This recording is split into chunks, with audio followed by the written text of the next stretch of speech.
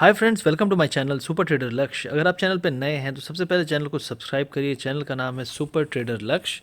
अगर आपने अभी तक सब्सक्राइब नहीं किया तो सब्सक्राइब करिए और यहाँ बहुत सारे आपको वीडियोस मिलेंगे जो आपका नॉलेज बढ़ा सकते हैं। तो डेफिनेटली देखिए, मेरा इंग्लिश चैनल भी है सुपर ट्रेडर लक्ष्य इंग्लिश, तो उसको भी सब्सक्राइब करके रखिए। वहाँ पे मैं इंग्लिश वीडियो डालता हूँ, यहाँ पे मैं हिंदी वीडियो डालता हूँ। तो बहुत सारे वीडियोज़ आपको मिलेंगे जो आपके ट्रेडिंग को इम्प्रूव कर सकते हैं और आपके साइकोलॉजी को भी इम्प्रूव कर सकते हैं। तो आइए चलते हैं अपने वीडियो में और बात करते हैं आज के टॉपिक के बारे में। यहाँ पे फ्रेंड्स आप देख सकते हैं कि यहाँ पे हम बात कर रहे हैं इंडेक्स के जो भी कंपोनेंट हैं। तो निफ्टी 50 के जो टॉप कंपोनेंट्स हैं जिन्होंने आज बहुत अच्छा परफॉर्म किया, उसमें आप देख सकते हैं यहाँ पे इंडसइंड बैंक है, टाटा मोटर्स है, महिंद्रा एंड महिंद्रा है। तो ऐसा नहीं है कि ऑटोमोटिव के हर स्टॉक ऊपर हैं। बहुत सारे स्टॉक्स अगर आप देखेंगे तो आपका जो टॉप लूज़र है वो भी ऑटो का स्टॉक है। बजाज ऑटो यहाँ पे डाउन में था और आप देख सकते हैं यहाँ पे हीरो मोटोकॉर्प आज डाउन था, तो एशियन मोटर डाउन था। तो ओवरऑल कुछ स्टॉक्स में कैचअप रैली चल रही है, जैसे Tata Motors, Mahindra and Mahindra already overbought है, लेकिन इन्होंने कुछ स्टेटमेंट दिया, उससे थोड़ी पॉजिटिविटी थी। ओवरऑल मुझे नहीं लगता यहाँ पे बहुत ज़्यादा अपसाइड है। कैचअप रैली चल रही है। टाटा मोटर्स आज ऑलरेडी 144 145 तक आ चुके हैं। अब यहाँ पे थोड़ा संभलना चाहिए क्योंकि 140 से 145 एक टारगेट था जिसको मान के चल रहे थे हम। आज 144 147 तक भी गया ये ऑलमोस्ट। तो यहाँ पे आप देख सकते हैं कि सेलिंग भी आ सकती है थोड़ी हाई लेवल पे। इंडसइंड बैंक ने आज 620 का लेवल टच किया है, लेकिन अभी भी स्ट्रांग है। अगर कोई भी डिप मिलता है तो पहला डिप बाय होगा। कोई भी डिप मिले 580 585 का तो बाय चाहिए, वहाँ पे बाय डेफिनेटली होगा। और यहाँ पे टाटा मोटर्स में भी सेम चीज़ होगी। 138 के आसपास कोई डिप मिले तो पहला आपका जो एक्शन होना चाहिए वो बाय होना चाहिए। ओवरऑल महिंद्रा एंड महिंद्रा में कंसोलिडेशन चल रहा है 640 से लेके 610 के बीच में। ये बहुत दिन से झूल रहा है। अगर ये इसको ऊपर की तरफ ब्रेक करता है तो 30-40 पॉइंट्स और खुल सकता है, लेकिन अगर ये कंसोलिडेट करता है तो हम नहीं मानेंगे कि ये ब्रेकआउट है। ये सिर्फ कंसोलिडेशन उसी रेंज में कर रहा है। आप यहाँ पे एक चीज़ और देख सकते हैं कि जो आपका एसबीआई है, तो एसबीआई ने भी आज अच्छा खासा मूव दिया। 215 के लेवल हैं। यहाँ पे एजीआर का अभी भी इशू है। एजीआर में मोस्ट प्रोबेबली बैंक्स में ही सबसे बड़ा हिट पड़ना चाहिए। तो मेरे हिसाब से एसबीआई को निकल जाना चाहिए था। मैंने मैसेज भी किया था। एसबीआई इंडसइंड बैंक में 615 618 चल रहा था, 618 के आसपास इंडसइंड बैंक और 216 के आसपास एसबीआई चल रहा था। मैंने कहा था एग्जिट करने को। तो आई होप अगर किसी ने एग्जिट किया होगा तो देखने वाली बात होगी कि आगे चल के कैसे मूव होता है, लेकिन मूव अच्छा मिल चुका है तो अभी हमें कोई घबराने की बात नहीं है। 202 के आसपास हमने इसमें बाइंग के लिए बात की थी। इंडसइंड बैंक में 569 था कल का लेवल। कल ही हमने बात की थी कि खुलते ही इसको ले सकते हो। इसमें 620 तक के अपसाइड लेवल हैं। 595 तो आ जानी चाहिए आज ही। उसके अलावा बाकी आज इसने 620 का लेवल भी टच कर लिया है। तो यहाँ पे काफ़ी स्ट्रॉन्ग मूव है, काफ़ी अच्छा मूव है। अगर आप देखेंगे HDFC एक स्टॉक था जिसने आज अच्छा खासा मूव दिया है। तो HDFC का अगर आप चार्ट देखेंगे तो ये ओवरऑल ऊपर जाके क्लोज हाई पे नहीं हुआ है। और HDFC बैंक हाई पे था, लेकिन HDFC ने अभी भी इसका हाई हुआ करता था 2400 का, लेकिन ये दोबारा अपने हाई से अभी भी बहुत डाउन है। आप देख सकते हैं इसका अभी भी जो लेवल है वो 1800 के आसपास है। तो मेरे हिसाब से अभी इसमें बहुत बाइंग नहीं आ रही है। तो ये आपको एक दिखाता है कि हाउसिंग फाइनेंस सेक्टर में अभी भी प्रॉब्लम्स हैं। एक्सिस बैंक भी बहुत स्ट्रॉन्ग मूव नहीं दिया। मुझे लगता था आज 4-5% का मूव होना चाहिए, लेकिन स्टिल 475 आ गया है तो नॉट बैड। लेकिन ICICI बैंक ने आज थोड़ा सा निराश किया। मुझे लगा था बहुत ऊपर जाएगा और ऊपर ही सस्टेन करेगा, लेकिन इसको हाई पे काफ़ी सेलिंग मिली है। तो ऐसा नहीं है कि हाई गया नहीं, लेकिन हाई 397 398 पे काफ़ी सेलर्स हैं। पहले भी हमने बात की थी 400 के आसपास सेलिंग आएगी। आज मौका था, इसने ऊपर शुरू में बैंक निफ्टी को सपोर्ट भी किया, लेकिन सस्टेन हाई पे नहीं कर पाया। तो आप देख सकते हैं 392 पे इसका क्लोज है। 400 जब तक क्रॉस नहीं करेगा बहुत बड़ा अपसाइड नहीं आएगा। तो ICICI बैंक के लिए ये है। और एक्सिस बैंक के लिए अगर आप बात करेंगे तो एक्सिस बैंक में जब तक ये 480 का लेवल ब्रेक नहीं करेगा तब तक इसमें बहुत बड़ा अपसाइड नहीं आएगा। राइट नाउ ये भी कैचअप रैली चल रही है। तो ये ओवरऑल समरी है उन स्टॉक्स की जो आज गेन कर रहे थे। अभी हम लूजर्स की बात करेंगे यहाँ पे।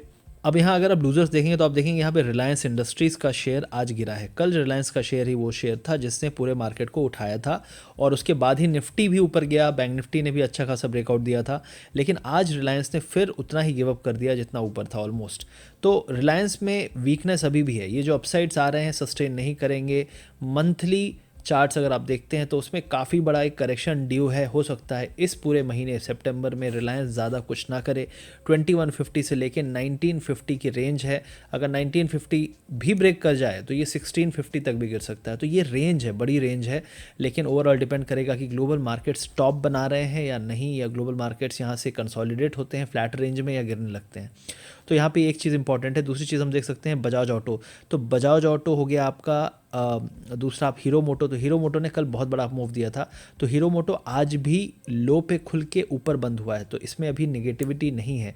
लेकिन अगर आप यहाँ पे बजाज ऑटो देखेंगे तो हाई पे खुल के लो पे बंद हुआ है, तो ये जो 3043 का लेवल है, मेरे हिसाब से 3000 के नीचे इसमें सेलिंग और बढ़ सकती है, तो बजाज ऑटो ज़्यादा टारगेट कर सकते हैं आप सेल साइड के लिए। हीरो मोटो अभी टॉप बना रहा है, तो इससे आप थोड़ी दूर रहिए शॉर्ट के लिए। लॉन्ग अगर आपको करना है तो बाय द डिप की आप रणनीति अपना सकते हो टाटा मोटर्स में और महिंद्रा एंड महिंद्रा में। महिंद्रा एंड महिंद्रा अभी भी बुलिश है, तो महिंद्रा एंड महिंद्रा के लिए मेरा अभी भी राय यही है कि आपको कोई भी डिप मिले 625 तक का तो उसको बाय कर सकते हैं, और टाटा मोटर्स में कोई भी डिप मिले 138 139 का तो इसको भी आप बाय कर सकते हैं। तो ऑटो में ये दो स्टॉक अच्छे दिख रहे हैं। बैंकिंग में इंडसइंड बैंक अच्छा दिख रहा है बाय द डिप के लिए। एक्सिस बैंक अभी भी बहुत खुल के भाग नहीं रहा है, लेकिन फिर भी ठीक है, कोई बुराई नहीं है इसमें। 465 के सपोर्ट से अभी भी ये बाय द डिप रहेगा, लेकिन आईसीआईसीआई बैंक अभी नहीं है कन्विंसिंग। 400 के ऊपर निकल जाए तो उसमें आप बाय कर सकते हैं। अब हम देख लेते हैं ओवरऑल निफ्टी का क्या हाल था। अब यहाँ आप देखेंगे कि निफ्टी जो है ओवरऑल आप देख सकते हैं कि खुला ऊपर, लेकिन बंद ऊपर नहीं हुआ है। मतलब आप देख सकते हैं ये खुला है और फिर थोड़ा सा यहाँ पे सेलिंग आई है क्लोजिंग में, तो मेरे हिसाब से प्रॉफिट बुकिंग है। एक्सपायरी का फिनोमेना था जिसने आज सुबह गेम किया, ओवरऑल एक्सपायरी हो चुकी है, तो अब मार्केट जो रियलिटी को कैचअप करेगा। शॉर्ट्स बहुत ज़्यादा थे सिस्टम में, जो मैंने कल भी अपने टेलीग्राम चैनल पे बताया था। अगर आप मेरे टेलीग्राम चैनल पे नहीं हैं तो ज्वाइन करिए, सुपर ट्रेडर लक्ष्य, वहाँ मैं अपडेट्स देता रहता हूँ जब भी होता है, जो चीज़ें लोगों को मैटर कर सकती हैं, और जब भी मुझे लगता है कि इस चीज़ में लोग फंस सकते हैं तो मैं अपना जो भी व्यू है, आज भी मैंने व्यू दिया था। उसके बाद बैंक निफ्टी हाई से अच्छा खासा गिरा था, ऑलमोस्ट 80-90 पॉइंट का फॉल आया था, तो इस तरीके से आपको हेल्प मिल सकती है। तो ये है ओवरऑल निफ्टी का हिसाब की हाई पे सेलिंग आई है और एक्सपायरी के कारण हम यहाँ पे आए थे।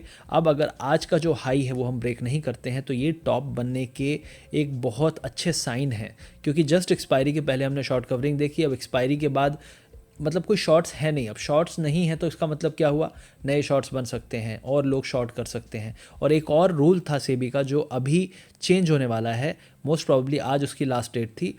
तो वो रूल क्या था, वो रूल ये था कि शॉर्ट सेलिंग पे जो शॉर्ट सेलिंग करते थे लोग, इसमें बहुत सारे रिस्ट्रिक्शंस आ गए थे। जो रिस्ट्रिक्शंस लाए गए थे जब मार्केट गिर रहा था कोरोना के कारण, वो रिस्ट्रिक्शंस ख़त्म हो रहे हैं मोस्ट प्रॉब्ली आज। अगर वो ख़त्म होते हैं तो उसके बाद सेबी को नियम नॉर्मल करने पड़ेंगे, और नॉर्मल नियम बायर के लिए निगेटिव हैं, क्योंकि जो मार्केट अभी उठ रहा है इसमें बहुत बड़ा हाथ सेबी का भी है, क्योंकि उन्होंने रूल्स को इतना बढ़िया बना दिया था कि उसके बाद जो शॉर्ट सेलर्स हैं वो बहुत ज़्यादा सेलिंग नहीं कर पा रहे थे। तो ये एक रीज़न था, और इसकी भी नॉर्मेलिटी आने वाली है, और 1 तारीख से नए मार्जिन के रूल भी अप्लाई होने वाले हैं, तो काफ़ी चीज़ें चेंजेस होने वाले हैं, तो इस पर ध्यान रखिएगा। इससे भी मार्केट में फ़र्क पड़ता है। अगर कोई सेल ही नहीं कर पा रहा था, इसीलिए आप देख रहे हैं कि जो सेलर्स थे बहुत बड़ा डिप आपने देखा ही नहीं मार्केट में। उसका रीज़न यही था क्योंकि सेलिंग की जो लिमिट थी वो उन्होंने कंट्रोल कर रखी थी। तो इस पे भी आप ध्यान दीजिएगा कि इसका क्या इम्पैक्ट बनता है कल से, और 1 तारीख से जो अपने मार्जिन के नए रूल्स आने हैं उससे भी इम्पैक्ट पड़ेगा, तो उसका भी इम्पैक्ट अगले कुछ दिनों में हमें देखना है।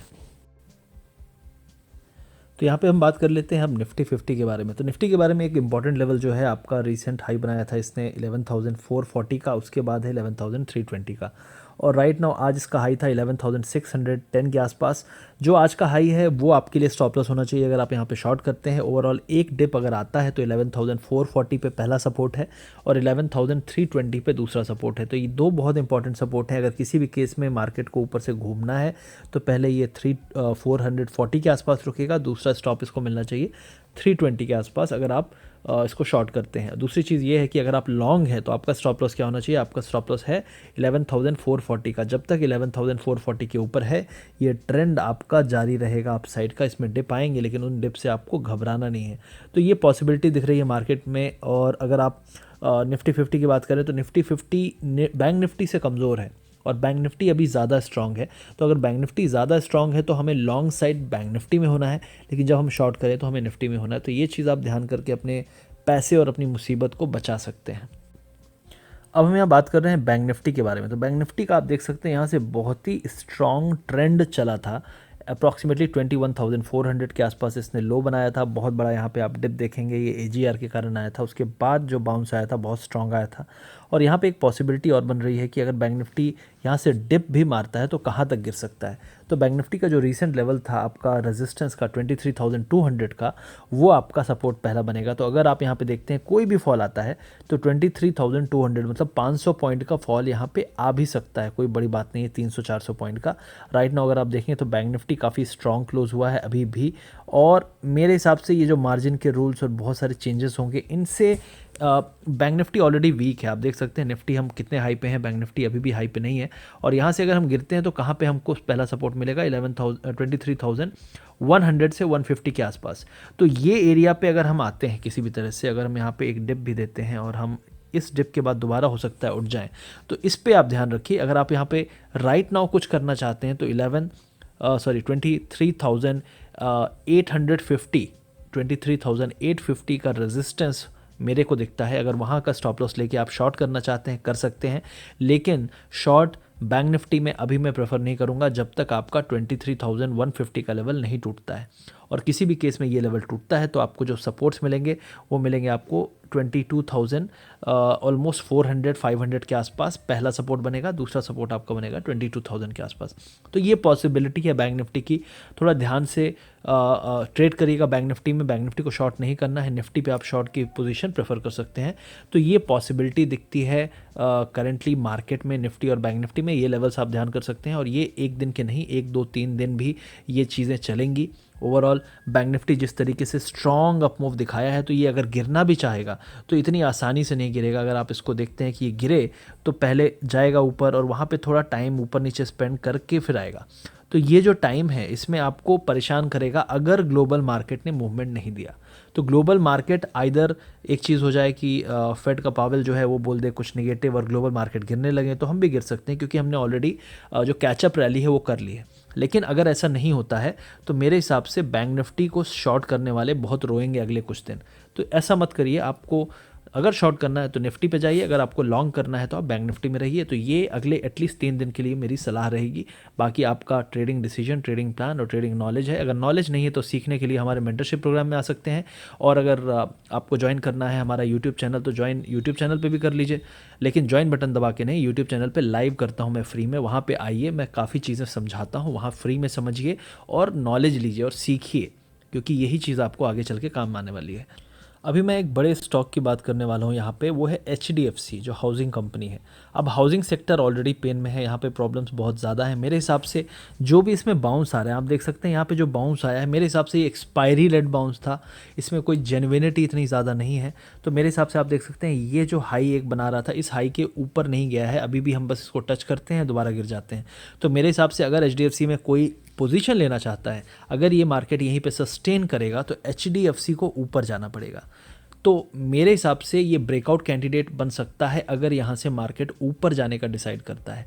हम कुछ नहीं कर सकते, फेड की लिक्विडिटी है, इमर्जिंग मार्केट में पैसा आ रहा है, डॉलर सस्ता है, हमारी करेंसी स्ट्रांग हो रही है, पैसा हमारे यहाँ आ रहा है, तो मार्केट ऊपर जाएगा। अगर ऊपर जाएगा तो कौन से स्टॉक हैं जो इसको उठा सकते हैं? मेरा एक पिक है HDFC। तो HDFC अगर 1900 के ऊपर निकले, ये ब्रेकआउट कैंडिडेट है पोजिशनल सितंबर के लिए, अगर 1900 के ऊपर निकले तो ये कम से कम 300-400 पॉइंट की रैली मारेगा सितंबर में, अगर बोला है मैंने। और अगर ये यहाँ से रिवर्स हो जाए तो आप समझ लीजिएगा ये आपका सपोर्ट लेवल होना चाहिए 1770 के आसपास। अगर किसी भी केस में 1770 के नीचे आ जाए तो ये वीक है, क्योंकि हाउसिंग और फाइनेंस ये दोनों सेक्टर्स कमज़ोर रहने वाले हैं आगे चल के भी।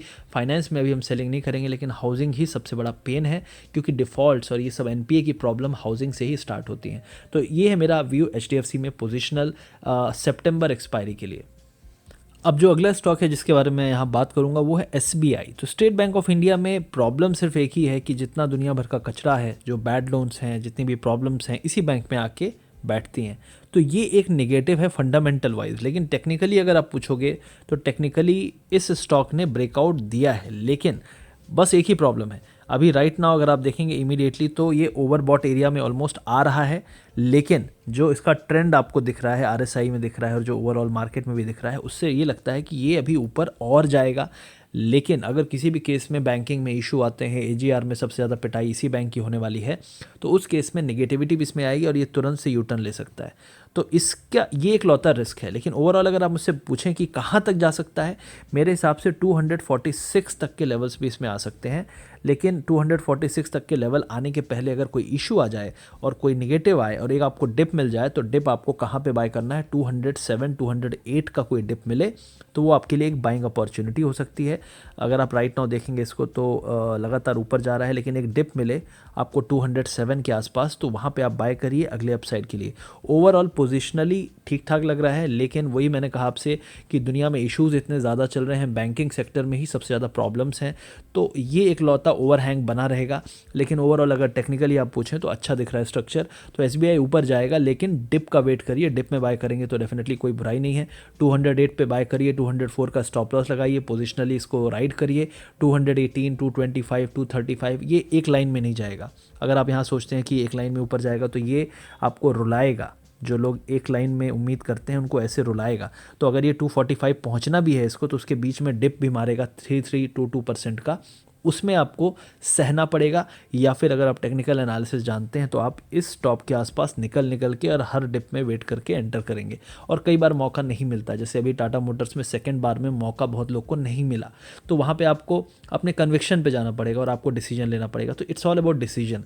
आप डिसीजन लेके आप, कुछ लोग अभी पिछले एक हफ्ते से टाटा मोटर के बारे में डिसीजन ही नहीं ले पाए, कुछ लोग एसबीआई, एक्सिस बैंक और इन स्टॉक्स के बारे में डिसीजन ही नहीं ले पाए, वो आज डिसीजन लेंगे और इन्हीं लेट कमर लोगों के कारण ही मार्केट में ये स्टॉक ऊपर जाएगा। और ये लोग ज़िंदगी भर रोते रहेंगे, क्योंकि जो 300 पे लेके बैठे हैं वो रो ही रहे हैं। लेकिन जो लोग यहाँ पे अच्छे लेवल पे 200 के आसपास घुसे होंगे, वो 225 पे भी बुक करेंगे, 35 पे भी, 45 पे भी बुक करके टोटली निकल जाएंगे। तो ये गेम प्लान है जिस तरीके से आपको किसी भी स्टॉक की तरफ देखना। तो एसबीआई के लिए मेरा जो टारगेट है मैंने आपको बता दिया है, बस न्यूज़ और खबरों पे नज़र रखिए। 208 207 के आसपास क्लोजिंग बेसिस पे जाए, उसके नीचे जाए तो आप वहाँ पे एग्जिट कर सकते हैं। तो आज के एनालिसिस में फ्रेंड्स, आई होप आपको पसंद आया होगा। आज के एनालिसिस में मैंने यूज़ किया है 5 पैसा का मोबाइल ऐप। अगर आपने नहीं देखा है तो आपको मैं बस दिखाना चाहता हूँ कि किस तरीके से यहाँ पे बहुत ईजिली मैं एनालिसिस कर पा रहा हूँ मोबाइल से। तो यहाँ पे आप स्टॉक्स में जा सकते हैं तो आपको पूरे स्टॉक्स की लिस्ट आ जाती है। फिर आप दोबारा से डैशबोर्ड में वापस जाके आप म्यूचुअल फंड्स देख सकते हैं, इंश्योरेंस देख सकते हैं, और यहाँ पे काफ़ी सारी डिटेल्स हैं। गोल्ड ले सकते हैं, पर्सनल लोन का ऑप्शन यहाँ पे है। एक यहाँ पे स्मार्ट इन्वेस्टर आपका बहुत इम्पोर्टेंट चीज़ है, जो आप जहाँ पे आप काफ़ी कुछ सीख सकते हैं। स्विंग ट्रेडर है, वहाँ पे भी आप जाके काफ़ी नॉलेज ले सकते हैं। तो इसमें कुछ चीज़ें रिसर्च के लिए काफ़ी ऑटोमेटिक दी गई हैं। सेंसिबल है, स्मॉल केस है, जहाँ पे आप एक बकेट की तरह से आप एक साथ छोटे छोटे स्टॉक्स ले सकते हैं। तो इन्होंने ऑलरेडी बना चुका है, स्टॉक सिलेक्ट कर चुके हैं, तो वो सब चीज़ें आपको काफ़ी बेनिफिट लगेगी। आप यहाँ पे 5 पैसा स्कूल है जिसमें जाके आप नॉलेज भी गेन कर सकते हैं, इक्विटी मार्केट के बारे में, डेरिवेटिव, टेक्निकल एनालिसिस, बहुत सारी चीज़ें। तो ये ओवरऑल मुझे ऐसा लगा कि मोबाइल पे ही आप बहुत कुछ कर पा रहे हो, बहुत इफ़ेक्टिव है। तो अगर आपको यूज़ करना है तो आप भी इसमें अकाउंट खुलवा सकते हो। मैंने जो प्लान लिया है वो है इसका प्लैटिनम प्लान। तो प्लैटिनम में क्या रहता है कि 499 पर मंथ लगेगा, लेकिन आपका यहाँ पे 10 रुपीज़ पर ऑर्डर रहेगा। तो ये काफ़ी अच्छा है, इसमें 10 रुपीज़ पर ऑर्डर। अगर नॉर्मली आप जाते हैं तो 20 रुपीज़ पर ऑर्डर रहेगा, जो सबका लगता है। तो ये एक बेनिफिट मुझे अच्छा लगा। तो फ्रेंड्स, अगर आपने अभी तक 5 पैसा का ऐप यूज़ नहीं किया है तो मेरी सजेशन ये रहेगी कि आप जाके यहाँ पे डाउनलोड कर सकते हो ऐप को आप देख सकते हो फ्री में। और मेरे हिसाब से इसको आप इंस्टॉल करो, अकाउंट खुलवाओ। बहुत ज़्यादा लंबा प्रोसेस, हेक्टिक प्रोसेस नहीं है। आप खुद देख सकते हैं कि यहाँ पे अगर आपको अकाउंट खुलवाना है तो एक ही ऐप में आपका stock, mutual fund, insurance, gold, personal loan, सभी चीज़ें हैं। आप यहाँ पे अकाउंट खुलवाना बहुत आसान है, फ़ोन नंबर डाल के सीधे स्टार्ट कर सकते हैं। ऑनलाइन ट्रेडिंग बहुत सीमलेस है, आप देख सकते हैं, रिसर्च भी है, डिटेल्स आप जाके चार्ट्स वार्ट्स सभी ईजिली देख सकते हो, जैसे मैंने अभी एनालिसिस किया। बाइंग सेलिंग बहुत ईजी है। आप अपना पोर्टफोलियो यहाँ पे NAVs देख सकते हो, एक ही पिक्चर में आप पूरा का पूरा देख सकते हो कि आपकी NAV मार्केट के हिसाब से कैसा परफॉर्म कर रही है। आप यहाँ पे देख सकते हैं रिसर्च टूल्स बहुत सारे हैं, मॉडल पोर्टफोलियो, आपका एक्शनेबल बाइज, रीसेंट एडिशंस, ये सभी सजेशंस आपको यहाँ पे फ्री में मिलते रहते हैं, ताकि आप अपनी ट्रेड कम से कम अपने करेंट नॉलेज को लेकर नहीं, बल्कि इनकी एक्सपर्ट एडवाइस को लेकर आप डिसीजन ले पाएँ। और आप यहाँ पे देखेंगे कि आप गोल्ड इन्वेस्टमेंट कर सकते हो, बाय एक्यूमुलेट जो भी है, आप फिज़िकली कर सकते हो। यहाँ पे 3 प्लान है जो मैंने आपको बताए थे, तो मैंने प्लैटिनम प्लान लिया है, आप भी यहाँ पे चूज़ कर सकते हैं अपनी रिक्वायरमेंट के हिसाब से। अगर आपका बहुत ज़्यादा ब्रोकरेज लगता है, बहुत ट्रेडिंग करते हो, तो आप टाइटेनियम ले सकते हो। 1000 रुपये पर मंथ है, लेकिन इसमें आपका बहुत कुछ सेव होगा ऑलमोस्ट। अगर आप एक नॉर्मल ट्रेडर हो तो 2-3 लाख रुपए, 2-3 लाख का इन्वेस्टमेंट से ट्रेड करते हो कैपिटल से, तो आपका ईजिली महीने का 30,000 to 40,000 का आपका ब्रोकरेज लगता है। तो उसमें अगर आप काफ़ी रिडक्शन कर सकते हो तो 1000 रुपये कुछ नहीं है। तो इस तरीके से आप डिसीजन ले सकते हैं। ओवरऑल इनके जो ट्रेडिंग प्लेटफॉर्म है बहुत अच्छा है। ये स्क्रीनर एक बहुत अच्छा इसमें मेरे को लगा जो ऑप्शन है। यहाँ पे आप खुद ही फ़िल्टर देख सकते हैं, ऑटोमेटिक फ़िल्टर से moving averages, price, volume, share holding, technical. तो इन सभी क्राइटेरियाज़ के बेसिस पे आप ऑलरेडी एक स्टॉक आपको मिल जाता है, जो आपको बस एक बटन दबा के आपको पता चल जाएगा कौन सा स्टॉक हाई वॉल्यूम के साथ गिर रहा है, कौन सा स्टॉक लो वॉल्यूम के साथ हाई जा रहा है, कौन से स्टॉक्स सर्किट बना रहे हैं, कौन से स्टॉक्स लोअर सर्किट पे जा रहे हैं, कौन से ऑल टाइम हाई पे हैं, ऑल टाइम लो पे हैं। तो ये सभी चीज़ें यहाँ पे बहुत ईजिली मिल जाती हैं। तो ओवरऑल बहुत अच्छा ऐप है, मेरे को तो बहुत यूटिलिटी वाला लगा। मैंने इसीलिए अकाउंट यहाँ पे खुलवाया और यूज़ भी कर रहा हूँ। पूरा एनालिसिस यहीं पे कर रहा हूँ, ट्रेडिंग भी मेरा यहीं पे प्लानिंग है करने का। आप भी अगर चाहते हैं यहाँ पे ट्रेडिंग करना तो इस वीडियो के डिस्क्रिप्शन में मैंने लिंक डाल रखा है, आप यूज़ करके अकाउंट खुलवा सकते हैं और स्टार्ट करिए अपना जो भी जर्नी है लर्निंग के साथ स्टार्ट करिए। और सीखने के लिए यहाँ पे जो 5 पैसा स्कूल है वो बहुत यूज़फुल है। तो वहाँ पे जाके पहले पूरा आर्टिकल पढ़िए, जो भी चीज़ें हैं, इन्वेस्टमेंट क्या है, ट्रेडिंग क्या है, इंट्राडे क्या है, रिस्क क्या है, क्या कैसे करना है, वो सब चीज़ें पढ़िए और फिर छोटे कैपिटल से स्टार्ट करिए। अब जो अगला स्टॉक है जिसके बारे में बात करूँगा वो है सन फार्मा। अब सन फार्मा में क्या स्ट्रक्चर बन रहा है, जो इसने इस एरिया में किया था, जो इसने यहाँ पे किया था, अभी ये ऊपर आने की बात कर रहा है। तो मेरे हिसाब से 510 से लेके 525 के बीच में जिस तरीके से ये कंसोलिडेट कर रहा है, ये एक अपसाइड के लिए तैयार हो रहा है और मेरे हिसाब से इसमें अपसाइड काफ़ी है। तो अगर किसी भी केस में जिस तरीके से आपने इंडसइंड बैंक को देखा, 550 गया, 60 गया, 70 गया, आज 620 चला गया, तो वही हाल होने वाला है कुछ स्टॉक्स में। तो फार्मा सेक्टर में ऑलरेडी मैं बुलिश हूँ पहले से, लेकिन फार्मा में ये स्टॉक में अपसाइड काफ़ी है। तो मेरे हिसाब से अगर किसी भी केस में ये 540 का लेवल अपसाइड के लिए तोड़े तो आपको इसमें लॉन्ग जाना है। 565 से लेके 580 तक के टारगेट पोजिशनली आ सकते हैं सितंबर सीरीज़ में। लेकिन आप ब्रेकआउट का थोड़ा वेट कर लीजिए, मैं नहीं कह रहा कि बहुत वेट करना है, लेकिन 545 तक वेट करेंगे तो अच्छा डिसीजन मिलेगा, क्योंकि उसके बाद फिर ये टाटा मोटर्स वाला खेल करेगा। यहाँ पे आप ले सकते हैं, लेकिन आपको हो सकता है थोड़ा परेशान करे, ग्लोबल मार्केट नेगेटिव हो जाते हैं, कहीं ट्रम्प कुछ बोल देता है फार्मा कंपनीज़ के बारे में, तो ये सब ओवरहैंग बना रहेगा। लेकिन अगर आप पोजिशनल हैं तो मुझे नहीं लगता इतनी दिक्कत है आपको। और आपको स्टॉप लॉस अपना रखना है 510 515 के आसपास। बड़ा स्टॉप लॉस, बड़ा टारगेट।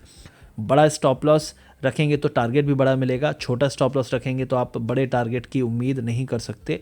कभी कभार तुक्के से आ भी जाएगा, लेकिन वो कोई गेम प्लान नहीं है। तो मेरे हिसाब से ये आपको सन फार्मा के लिए गेम प्लान होना चाहिए। एक और स्टॉक है जिसके बारे में मैं आपको दोबारा से बताऊंगा, L&T। तो लार्सन एंड टुब्रो के बारे में मैंने ये कहा था कि ये जो लेवल है जहाँ पे हम हैं, तो इस एरिया में कंसोलिडेशन चल रहा है। मेरे हिसाब से अगर यहाँ पे हम होल्ड कर जाते हैं 960 970 के लेवल, तो एक अपसाइड यहाँ पे बन सकता है। तो पॉसिबिलिटी लग रही है कि इस स्टॉक में अपसाइड आ सकता है। आपको बस अपना स्टॉप लॉस ध्यान रखना है, जो आपका 960 के आसपास होना चाहिए। तो किसी भी केस में 960 के नीचे जाए तो आप यहाँ पे बुक कर लीजिए अपना जो भी है लॉस। लेकिन अगर 960 होल्ड करता है तो एक अपसाइड आपको मिल सकता है 1010 1020 तक का। मेक इन इंडिया और बहुत सारी चीज़ें चल रही हैं, चाइना से हमें बहुत सारा काम वापस इंडिया में लेना है। तो L&T एक इंफ्रास्ट्रक्चर का बहुत बड़ी कंपनी है, जो मेट्रो रेल और बहुत सारे डिफेंस प्रोजेक्ट्स और ये सब प्रोजेक्ट्स में काम करती है। तो ओवरऑल थीम वाइज अच्छा है और जो गवर्नमेंट का फोकस है उसके वाइज अच्छा है, इसलिए मैं यहाँ पे इसको बाय करने की सलाह दूंगा। लेकिन आप अपने डेफिनेटली अपनी डिसीजन और अपना गेम प्लान बना के इसको ट्रेड करिएगा, स्टॉप लॉस याद रखिएगा। और अपसाइड के लिए अगर एक बार चालू हो जाए तो 1020 तक के लेवल भी इसमें ईजिली आ सकते हैं हफ्ते भर के अंदर। ओवरऑल पोजिशनल है, 3 दिन भी लग सकते हैं और 10 दिन भी लग सकते हैं इस अपसाइड को रिज्यूम होके मूव करने में। तो इसका ध्यान रखिएगा आप इसमें। तो आई होप ये वीडियो आपको अच्छा लगा होगा। Thank you very much.